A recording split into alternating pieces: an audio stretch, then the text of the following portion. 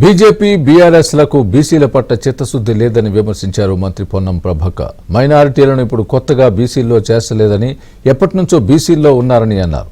బండి సంజయ్కు దమ్ముంటే కేంద్రంతో దేశవ్యాప్తంగా కులగణన చేపట్టించాలని డిమాండ్ చేశారు.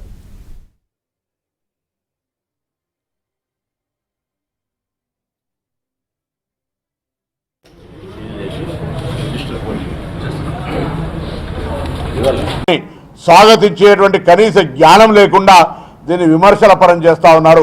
వాళ్ళ స్థితిది. దేశంలో భారతీయ జనతా పార్టీ కులగణను వ్యతిరేకిస్తూ అఫిడవిట్ దాఖలు చేసి కులగణనకు సంబంధించి చేయొద్దనే మాటలు ఉన్నటువంటి వీళ్ళు ఇలా ఇక్కడ మాట్లాడే హక్కు లేదనే మాట మనం చేస్తాను.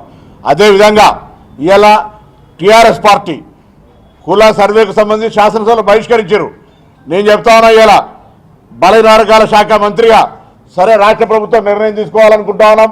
గౌరవ ముఖ్యమంత్రి గారి దగ్గర ఈ అంశం చర్చకు తీస్తూ ఉన్నాం. మైనార్టీలు బీసీలా ఇవాళ కొత్తగా మార్చింది ఏమీ లేదు. గ్రామీణ ప్రాంతాల రాజకీయ వాతావరణం తెలిసిన అందరికీ కొన్ని దూదేకుల కొన్ని కులాలు కులవృత్తులు చేసుకునేటువంటి వాళ్ళు అందరూ కూడా గతం నుంచి ఉన్నారు.